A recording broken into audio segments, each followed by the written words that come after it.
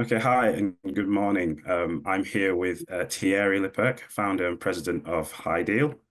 Thierry will be joining us as an expert speaker at our upcoming fourth edition of World Electrolysis Congress 2025. This will be taking place in Cologne from February 10th to 13th. So welcome, Thierry. Thank you. Good morning. So just to start off, would you be okay giving our audience some insight into yourself and some of the work you've been doing at Hydeal?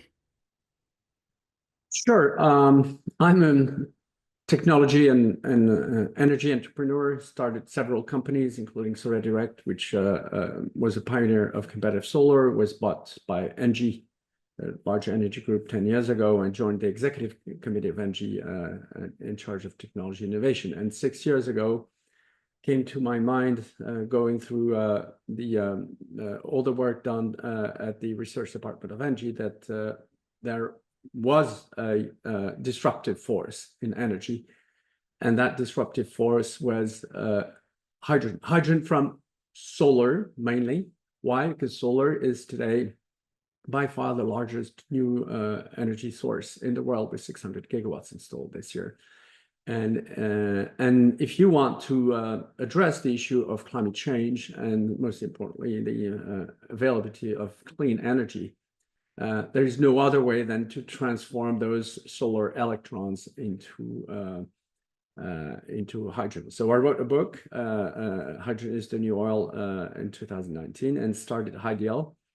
Hydeal is a pioneer of mass-scale competitive hydrogen.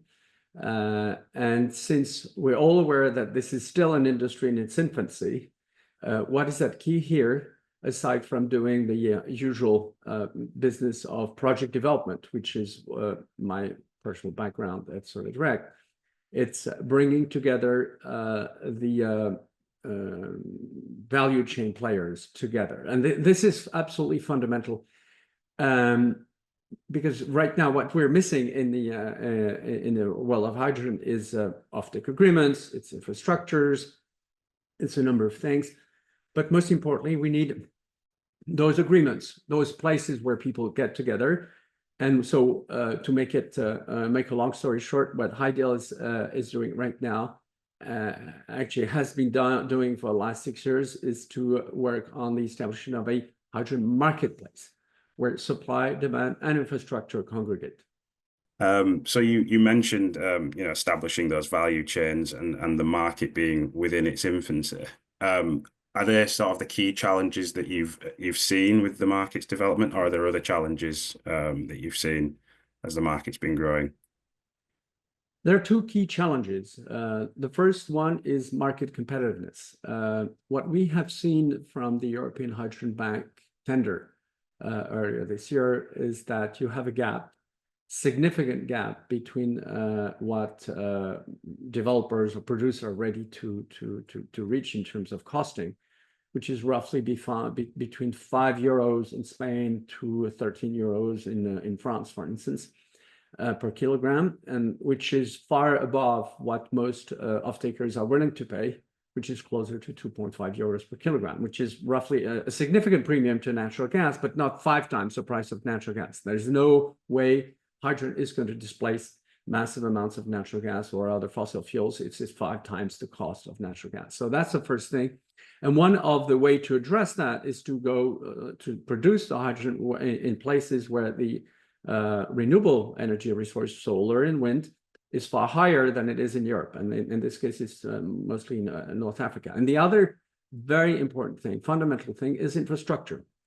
Because if you're producing hydrogen in one place and need it in another place, even within Europe, arguably, this will not work without infrastructure. And infrastructure, we're talking about here, pipeline networks that cost billions, and which will not be built without so-called capacity bookings.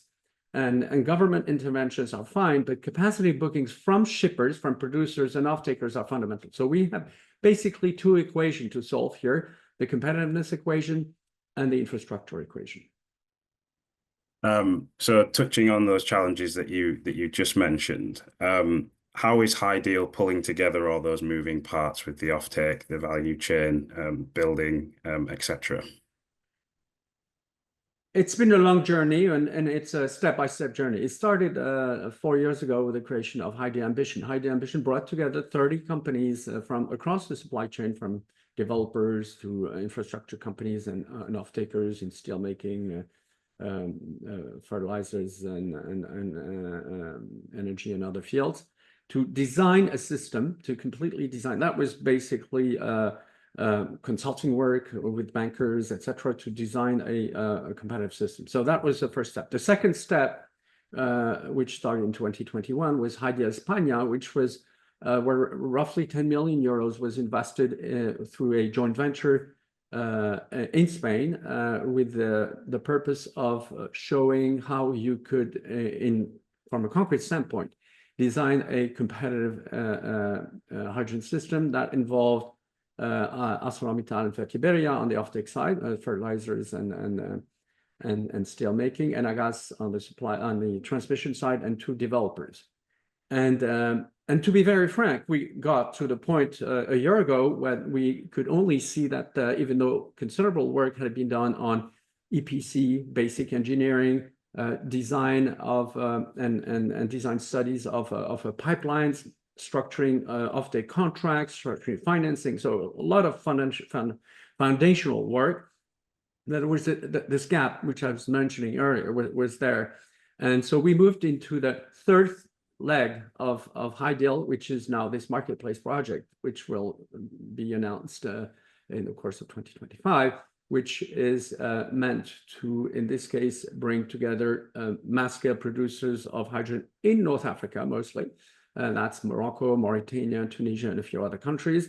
Infrastructure players, which now have strong plans. I could mention the H2Med project, which is connecting Portugal, Spain, France, and Germany, or the South H2 corridor, which is connecting Tunisia to Italy and further north, Austria and Germany.